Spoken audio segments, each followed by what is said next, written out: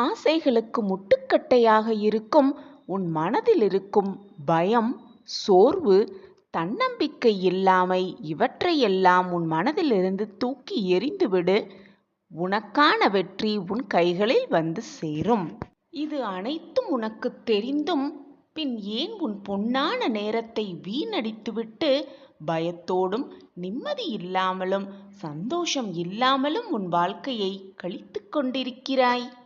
தேவையற்ற எண்ணங்களால் கண்டதையும் உன் மனதில் போட்டு யோசிக்காமல் நிம்மதியாக இரு. ஒரு நிமிடம் கண்களை மூடிக்கொண்டு மௌனமாக இதை கேள். முழுவதுமாக கேள். உன் மிகப்பெரிய வேண்டுதல் ஒன்று இன்று நிச்சயமாக நிறைவேறும். இது 100 அல்ல, 1000% உண்மை. உன் அப்பாவின் வாக்கு பொய்யாகாது. எல்லார் வாழ்விலும் ஏதோ ஒரு காரணத்திற்காகத்தான் எல்லாம் நடக்கிறது என்பதை உணர்ந்து கொள். நம்ப பழகு. காரணமில்லாமல் இந்த உலகத்தில் யாருக்கும் எவருக்கும் எதுவுமே நடைபெறாது. உன் வாழ்வில் அப்படி நல்லது நடந்தால் அதை உன் மனதில் வைத்துக்கொண்டு திரும்ப திரும்ப அதை அசை போட்டுக்கொண்டு மகிழ்ச்சியான தருணத்தை வாழ்ந்து கொண்டே இரு. அதுவே தேவையில்லாத செயல்கள் உன் வாழ்வில் நடந்தால் அதை அப்பொழுதே உன் மனதிலிருந்து அழித்துவிடு. அதை உன் மனதில் வைத்து கொண்டால் தேவையில்லாத குழப்பமும் மன சஞ்சலமும் மனவேதனையும் தான் மிஞ்சும். ஒவ்வொரு முறை நீ பிரச்சனையை சந்திக்கும் பொழுதும் அதற்கான தீர்வை தேடி அலைந்து கொள்ளும் போதும் உனக்கு முன்பாக உன் சாயப்பா இருந்து கொண்டுதான் இருக்கிறேன். அந்த பிரச்சனையிலிருந்து நீ வெளிவர உனக்கான உதவியை செய்து கொண்டுதான் இருக்கிறேன். பிரச்சனைகளால் சூழ்ந்து கொண்டிருக்கும் உன் மனதும் உன் வாழ்வும் நான் இருப்பதை உணர முடியாமல் தவித்து கொண்டிருக்கிறது. மனதை முதலில் நிம்மதியாக வைத்துக்கொண்டு தேடு. பின் உன் பிரச்சனைகளுக்கான விடியல் உன் கண்களுக்கு பிரகாசமாக, ஏன் மிக பிரகாசமாகவே தெரியும்.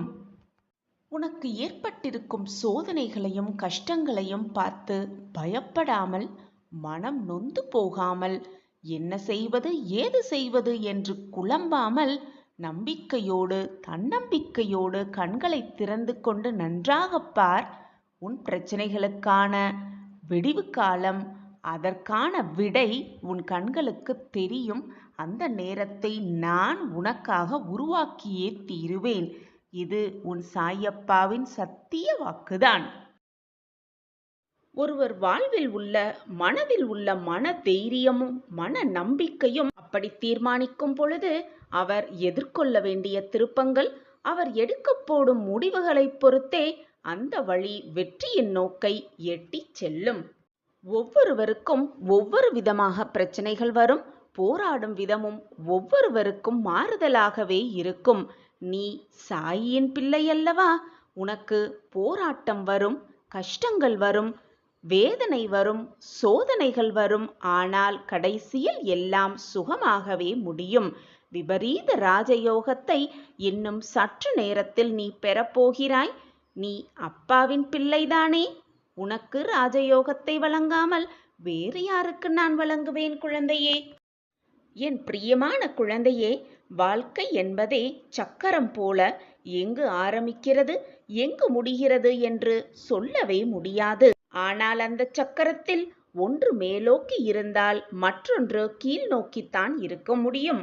இப்படியாக உன் வாழ்க்கையை புரிந்து கொண்டு செயல்பட்டாலே விபரீத ராஜயோகம் உன்னை தேடி வரும். சர்வ நிச்சயமாக நிச்சயமாக நீயும் நல்ல சிந்தனையில் செழித்து வாழ்வாய்.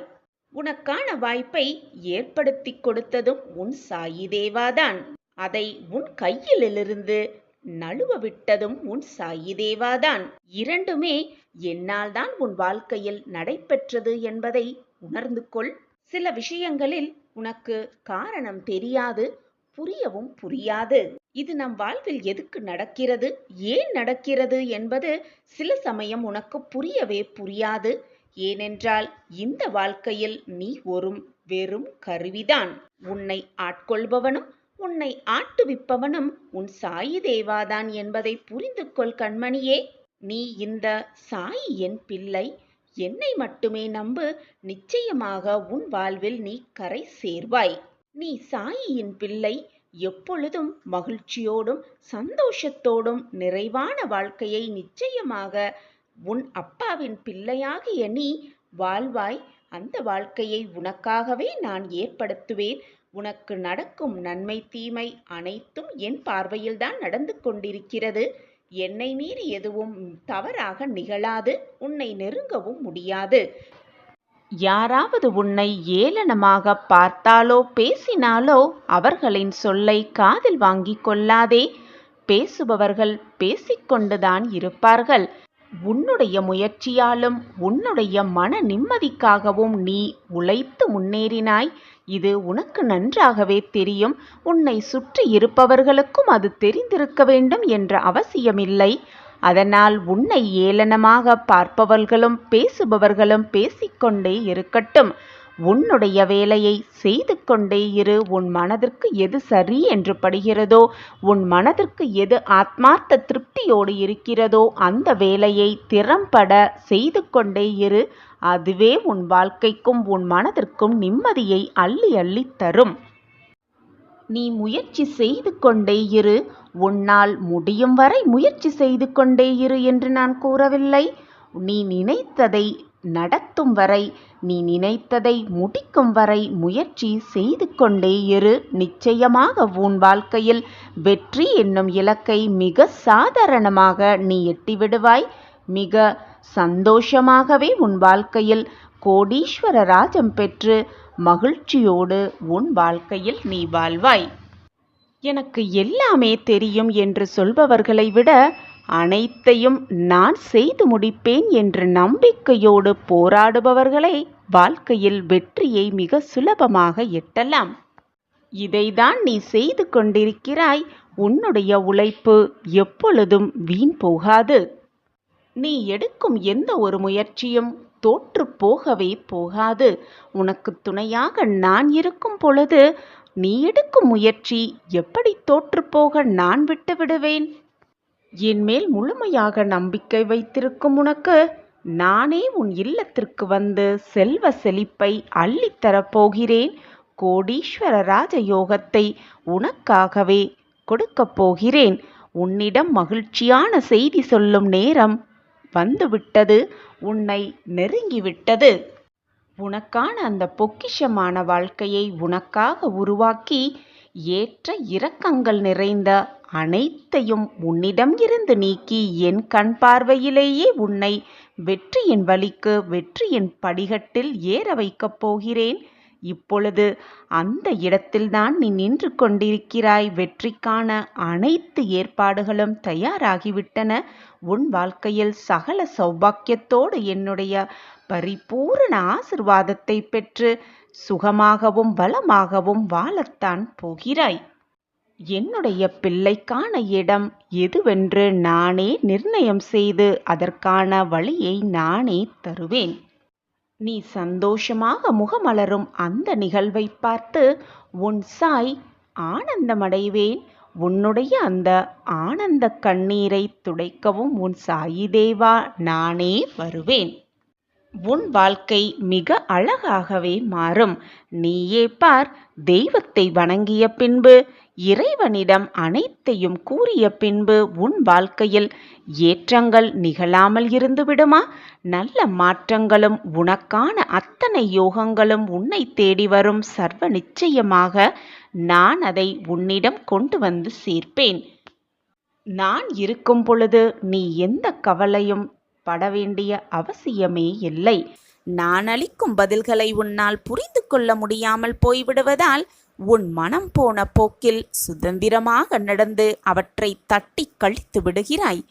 பலனை நீ அடிவ முடிவதில்லை. உன் விருப்பப்படி செய்யவும் நடக்கவும் வாழவும் உனக்கு சுதந்திரம் நான் கொடுத்திருக்கிறேன். அதனால் தான் என் செய்கைகளை புரிந்து கொள்ளாமலும் கீழ்ப்படியாமலும் உன்னால் சுயமான போக்கின்படி நடக்க முடிகிறது. இந்த சுதந்திர உணர்வுதான் இந்த அளவுக்கு கீழே இறக்கி வைத்து விட்டது உன் வாழ்வை. கீழே இறங்கிவிட்டோமே என்று நீ வருத்தப்படுகிறாய். கீழே வந்துவிட்ட போதும் உன்னை நினைத்து நான் பெருமைதான் படுகிறேன். என் பிள்ளையை நினைத்து நான் பெருமைதான் படுகிறேன். உனது இரக்க குணம், பிறருக்கு உதவ வேண்டும் என்கிற உன்னதமான மனோபாவம், எந்த நிலையிலும் பிறர் கஷ்டப்படுத்துவதை காண சகிக்காத உன் மனம் இருக்கும் இடத்திற்கு விசுவாசத்துடன் நடந்து கொள்ள வேண்டும் என்று நினைத்து அதன்படி நடந்தால்தான் கீழ் நிலைக்கு இறங்க நேர்ந்தது என்று நீ நினைக்கிறாய். கெட்டவர்களும் கெடுமதி உள்ளவர்களும் நன்றாக இருக்கும் பொழுது நல்லவர்களான நாங்கள் மட்டும் ஏன் கஷ்டப்பட வேண்டும்? கஷ்டத்தை மட்டும் ஏன் இறைவன் எனக்கு மட்டும் பரிசாக தர வேண்டும் என்று உன் மனம் நினைக்கிறது. உன்னைப் போல் நல்லவர்களும் இப்படித்தான் புலம்பிக் கொண்டிருக்கிறார்கள். இது இன்றோ நேற்றோ தொடங்கி நடந்து வருகிற விஷயம் அல்ல என்பதை புரிந்து கொள்.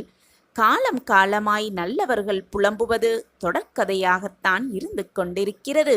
நான் உன்னிடம் அதிகமாக விளங்க வேண்டுமென்றால் நீ கஷ்டப்பட்டுதான் ஆக வேண்டும்.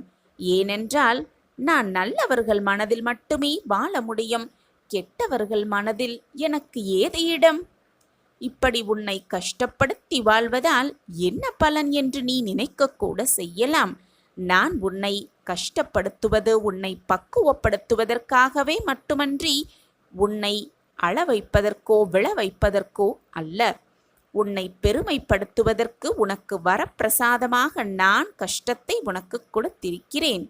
உன்னுடைய தகுதிக்கும் தாங்கும் சக்திக்கும் ஏற்பதான் கஷ்டத்தை நான் தருகிறேன். அதை உன்னால் சமாளிக்க முடியும் என்று தெரிந்த பிறகே கஷ்டம் வர தயாராக இருக்கிறது உன்னிடம். இந்த நேரத்தில் நீ வேகமாக செயல்பட வேண்டுமே தவிர கஷ்டம் வந்துவிட்டதே என்று சோர்ந்து உட்கார்ந்து விடாதே. நிறைய சிந்தனை செய்ய பழகு. அதன் மூலம் இப்போதுள்ள நிலையை விட பல மடங்கு உயர்வடைய வேண்டும் என்பதற்காகவே இதை உனக்கு நான் கொடுத்தேன். உன் வாழ்க்கையில் உள்ள இருளெல்லாம் நீங்கி பிரம்ம முகூர்த்தம் ஆரம்பமாகிவிட்டது. அப்படியே உனது கஷ்டங்களும் பிரச்சனைகளும் முடிந்து போகும். எல்லா துன்பங்களும் விளங்கி புத்துணர்வோடு நீ இருக்கப் போகிறாய். சோர்ந்து போகாதே, தைரியமாக இரு. இதோ உன்னோடு நான் இருந்து கொண்டுதான் இருக்கிறேன். என் மீது முழு நம்பிக்கை இருக்கிறதல்லவா? அப்படி என்றால் மனதை முதலில் நிதானமாக வைத்துக்கொள். தேவையில்லாத சிந்தனைகளை நினைத்து நினைத்து உன் மனதை போட்டு குழப்பிக்கொண்டே இருக்காதே. உன் விதி மாறி விஸ்வரூபம் எடுக்கத்தான் போகிறாய். நீ நினைத்தது எல்லாம் நடந்தே தீரும். வழியே இல்லை என்று நீ தருமாறும் இடத்தில் கூட உனக்காக நான் ஒரு வழியை உண்டு பண்ணுவேன். நான் உன் வீட்டுக்கே வந்து உனக்கான வழியில் கைப்பிடித்து உன்னை அழைத்து செல்வேன். திடீர் அதிர்ஷ்டம் உன்னை தேடி வரவைப்பேன் உன் சாயிநாதா. என்ன கவலை எனக்கு என்று நீ சொல்லும் அளவிற்கு உன் வாழ்வில் நான் மாற்றத்தை உண்டு பண்ணுவேன். உனக்கு விருப்பமான அனைத்தையும் உனக்காகவே கொண்டு வந்து நான் சேர்ப்பேன். என் கையை பிடித்து மேலேறி வா. என் கைகளை பிடித்துக்கொள். உனக்கான பேருதவி உனக்காகவே உன்னை வந்து சேரும். இருப்பதை அனுபவிக்காமல் ஓடிக்கொண்டே இருக்காதே. உன்னிடம் என்ன இருக்கிறதோ அதை அப்படியே ஏற்றுக்கொண்டு வாழ பழகிக்கொள். அப்பொழுதுதான் நீ செய்ய நினைப்பது, நீ என்ன நடக்க வேண்டும் என்று நினைத்து கொண்டிருக்கிறாயோ எதுவுமே தடைப்படாமல் உன்னை வந்து சேரும். எனது அற்புதத்தை உடனே காணப்போகும் அந்த நல்ல நேரம் எல்லாம் கூடி வந்துவிட்டது. சர்வ நிச்சயமாக நல்ல தகவல் உன் வீடு தேடி வரும். இன்பம் துன்பம் என்று எதுவுமே நிரந்தரமே அல்ல. நீ துன்பமாக வருந்தும் ஒரு நிகழ்வு மற்றவர்களுக்கு இன்பமாக இருக்கலாம். நீ இன்பமாக ஆனந்தமாக கருதும் ஒரு நிகழ்வு மற்றவர்களுக்கு அதீத துன்பமாகவும் இருக்கலாம். இந்த உலக வாழ்வில் இன்பமோ துன்பமோ எதுவுமே நிரந்தரம் அல்ல. உன்னுடைய எண்ணங்களை பொறுத்துதான் அமையும் இன்பமும் துன்பமும். நீ அதை எப்படி பார்க்கிறாயோ அதை பொறுத்துதான் உன் வாழ்க்கையின் அமைப்பே இருக்கிறது. இன்பம் வந்துவிட்டால் நிலை கொள்ளாமல் ஆடுவதும், துன்பம் வந்துவிட்டால் அப்படியே சரிந்து உட்கார்ந்து விடுவதுமாக இருந்தால் எதையுமே உன்னால் நகர்த்தக்கூட முடியாது. நான் இன்று முகமலர்ச்சியோடு மிக ஆனந்தமாக உன்னை நோக்கி வந்திருக்கிறேன். உனக்கு வந்திருக்கும் நல் அதிர்ஷ்டத்தை தவிர்த்துவிட்டு பின் தவிக்காதே. நம்பிக்கையோடு இதை முழுவதுமாக கேள். இறுதியில் மகிழ்ச்சியில் நீயும் துள்ளி குதித்து திக்கு முக்காடப் போகிறாய். உனக்கான நல்ல செய்தி, உனக்கான நல்ல நிகழ்வு, உனக்கான மங்கள நிகழ்வு உனக்காகவே சர்வ நிச்சயமாக காத்திருக்கிறது. இந்த உலகத்தில் எதுவுமே நிரந்தரம் இல்லை என்ற உண்மையை முதலில் நீ புரிந்து கொண்டாலே போதும், வாழ்வு சந்தோஷமாகவே இருக்கும். இன்பமோ துன்பமோ எதுவானாலும் வந்த வழி எதுவோ அந்த வழியே திரும்பிதானே ஆக வேண்டும். நிரந்தரமாக ஒரே இடத்தில் இருந்துவிட எதுவானாலும் முடியவே முடியாது. வந்த வழி சென்றுத்தான் தீர வேண்டும். உன்னை எதிர்மறையாக்கும் எந்த ஒரு நிகழ்வுக்கும் நேர்மறையாகவே அதற்கு நீ பதில் சொல்ல பழகிக்கொள். நீ நேர்மறையாக இருந்தால், உன் எண்ணமும் செயலும் நேர்மறையாகவே இருந்தால், எதிர்மறை எண்ணமும் செயலும் உன்னை நெருங்கவும் முடியாது, உன்னை அண்டவும் நான் விட்டுவிட மாட்டேன். நான் உனக்கு துணையாக பக்க பலமாக உன்னுள்ளேயே இருக்கிறேன். அப்படி இருக்கும் பொழுது நீ படும் துன்பத்தையும் வேதனையும் நான் அறிய மாட்டேனா? உன்னை சுற்றி இருக்கும் அந்த இறைவன் சர்வ வல்லமை பெற்ற இறைவனே. நீ கேட்பது பிரார்த்தனையாக வைப்பதை குறைந்த பட்சமாவது உனக்கு வழங்க முடியும், உனக்கு கொடுக்கவும் முடியும். திறக்கவே முடியாத கதவுகளை கூட அந்த இறைவனால் திறந்து காட்ட முடியும் என்ற பட்டியல் நீண்டு கொண்டேதான் இருக்கும். என் அன்பு குழந்தா, மற்றவர்களை பற்றி அதிகமாக நீ தெரிந்து கொள்ளவும் வேண்டாம். உன்னை பற்றி மற்றவர்களிடம் அகிதமாக பகிர்ந்து கொள்ளவும் வேண்டாம். உன்னுடைய சிக்கலெல்லாம் வெகு சீக்கிரத்தில் பறந்துவிடக்கூடும். நீ கஷ்டப்பட்டு வேதனையோடு வாழ்ந்த அந்த நாட்களெல்லாம் ஒரு முடிவுக்கு வரப்போகிறது. வந்தேதான் தீர வேண்டும்.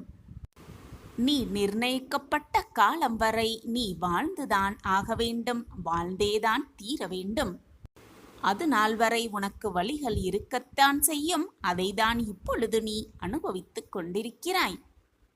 உண்மையாகவும் நம்பிக்கையோடும் அந்த வழிகளோடு போராடினால்தான் நீ அதிலிருந்து மீள முடியும், மீண்டு வர முடியும், நல்வாழ்வை வாழ முடியும். யாருமே எனக்கு துணையாக இல்லை, தோள் கொடுப்பார் எவருமே இல்லை என்று நீ புலம்பாதே. சற்று திரும்பிப்பார். உன்னருகில் நான் இருப்பதை உணர்ந்து கொள்வாய். உணர்ந்து கொள்ளும் நேரத்தையும் நான் உருவாக்குவேன். நான் உன்னை விட்டு விலகுவதும் இல்லை, உன்னை என்னை விட்டு விலகி போகும்படி நான் அறிவுறுத்தியதும் இல்லை. நிம்மதி என்ற என்னுடைய அன்பையும் அருளையும் ஆசிர்வாதத்தையும் பெறுவதற்கு என்னுடைய பரிபூரண அருளும் ஆசிர்வாதமும் எப்பொழுதுமே உனக்கு உண்டு. எப்பொழுதுமே என் பிரியமான கண்மணிக்கு கொடுத்தே தீருவேன். நீ கொடுத்த மரியாதையும் நீ செய்த தானமும் மற்றவர்களுக்கு நீ செய்த துரோகமும் நிச்சயமாக சர்வ நிச்சயமாக உன்னிடம் திரும்பி வந்தே தீரும். அப்படி இருக்கும் பொழுது நீ பொதுவாக செய்வதை விட சிறப்பாக செய்துவிட்டு போகலாமே. உன்னை விழ வைக்கவும் உன் கண்களில் கண்ணீரை விழ வைக்கவும் உன்னை சுற்றி 1000 பேர் இருந்தாலும் கூட உன்னை தடுத்து நிறுத்தி மேல் நிறுத்தி உன்னை வாழ வைக்க உன் சாயப்பா, உன்னுடைய தகப்பன் நான் உன்னோடு இருக்கும்போது தேவையில்லாத பயம் உன் மனதில் எழ வேண்டிய அவசியமே இல்லைதானே. அளவற்ற கஷ்டத்தை அனுபவிக்கிறேனே என்று கவலைப்படாதே. அளவற்ற சந்தோஷத்தம் உனக்காக காத்திருக்கிறது. அதனால்தான் அளவற்ற கஷ்டத்தை அனுபவித்துக் கொண்டிருக்கிறாய் இப்பொழுது என்பதை தெளிவாக புரிந்து கொள். எப்பொழுதுமே நான் உனக்கு துணையாக இருப்பேன். ஒருவரின் குறையை தனிமையாக அவரிடம் போய் சொல். அதே போல ஒருவரின் பெருமையை கூட்டத்திடம் போய் சொல்லிப்பார். சில பேரிடம் சில விஷயத்தை புரிய வைக்க கஷ்டப்படுவதை விட அவர்களை புரிய வைத்து கஷ்டப்படுவதை விட அவற்றை விட்டு சிரித்துவிட்டு விலகி செல்வதுதான் மிக மிக நல்லது. பெருந்தன்மை என்பது உன்னால் முடிந்ததை விட அதிகமாக மற்றவர்களுக்கு கொடுப்பதுதான். அதே போல பெருமை என்பது என்ன தெரியுமா? உனக்கு தேவையானதை விட குறைவாக எடுத்துக்கொள்வதுதான் பெருமையே அடங்கியிருக்கிறது. உனக்காக நான் இருக்கிறேன் குழந்தையே. நல்ல நேரத்தை உனக்காக நான் உருவாக்குவேன். எதற்குமே மனதை போட்டு குழப்பிக் கொள்ளாதே. உனக்கான நல்ல நிகழ்வு, உனக்கான நல்ல செய்தியை கொடுப்பதற்காகத்தான் இப்பொழுது சந்தோஷமாகவே உன்னை தேடி நான் வந்திருக்கிறேன். நான் சொன்னபடியே, நான் உனக்கு வாக்களித்தபடியே நற்செய்தியோடு தான் உன்னை தேடி வந்திருக்கிறேன். அதனால்தான் என் முகமும் சந்தோஷமாக இருக்கிறது. இதை கேட்டுக்கொண்டிருக்கும் உன் முகமும் ஆனந்தத்தில் துள்ளி குதித்து கொண்டிருக்கிறது என்பதையும் நான் அறிந்து வைத்திருக்கிறேன். உன் மனதில் உள்ளதை உள்ளபடி சொல்ல என்னால் மட்டுமே முடியும். ஏனென்றால் உன் மனதில்தான் நான் வசித்துக் கொண்டிருக்கிறேன். மிகவும் விசேஷமான, சந்தோஷமான, ஆனந்தகரமான செய்தி உன்னை தேடி வரும் நேரமும் காலமும் கூடி வந்திருக்கிறது. சந்தோஷமாக கேள், நிம்மதியாக இரு, ஆனந்தமாக இரு, மகிழ்வோடு இரு. சாயி சாயி என்று சொல்லிக்கொண்டே இரு. அனைத்தும் உன் வசமாகும். நான் இருக்கிறேன் குழந்தையே உன்னோடு.